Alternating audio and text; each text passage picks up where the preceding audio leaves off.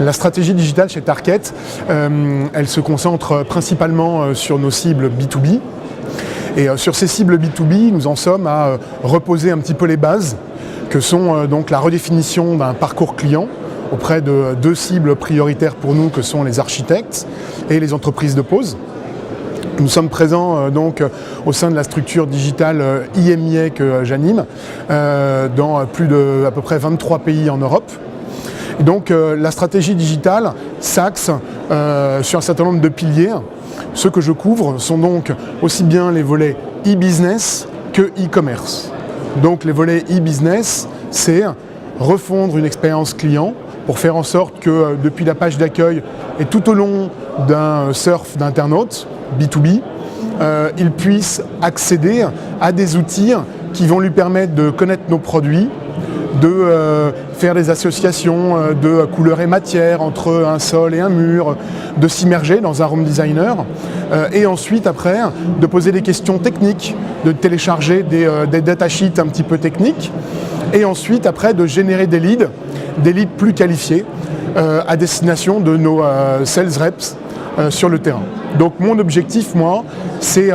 de refondre ce parcours client et de faire en sorte qu'une visite, elle soit convertie en un lead exploitable par un vendeur. Et la partie e-commerce, donc cette partie e-commerce, c'est sur l'année qui va venir de multiplier les initiatives et les test and learn sur du stock clearance auprès de plateformes B2B de déstockage, ou d'optimiser un site qui nous permet à nos clients déjà en compte chez nous de consulter nos stocks et de passer des commandes pour accélérer et fluidifier ce process de commande B2B. En B2B, la spécificité, c'est effectivement les clients n'achètent pas forcément en direct, par exemple sur nos sites internet, et c'est donc passer par un sales représentative sur le terrain. Donc, donner de l'information à ces clients B2B qui sont des informations quand même très spécifiques, très tournées autour de spécificités produits et le web peut aider à évangéliser sur les technicités de nos produits, les techniques de pose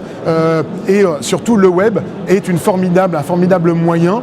de donner accès à une bibliothèque et un catalogue de nos produits de manière beaucoup plus simple, digitalisée, beaucoup plus user-friendly, beaucoup plus riche que donner des catalogues papier. Donc d'être beaucoup plus dans l'instantané.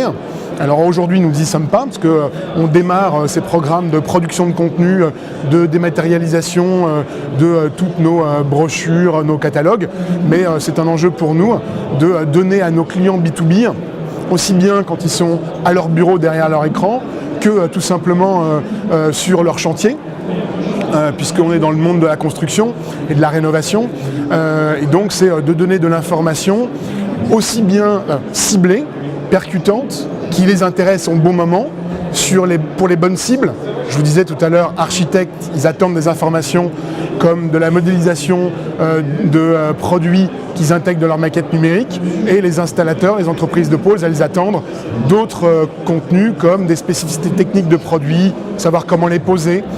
être up-to-date et bien informé sur les dernières innovations produits pour être un petit peu en avance de phase. Et donc c'est adresser le bon produit à la bonne cible et au bon endroit au moment où ça l'intéresse, où le client il en a besoin, soit derrière son bureau quand il est en construction d'un projet pour un architecte, ou bien quand il est sur un chantier et qu'il se rend compte qu'il va manquer de produits. Et là, c'est de savoir quel produit il pourrait poser en plus et éventuellement de le commander en ligne. Et donc là, c'est plus une consultation sur les sites mobiles.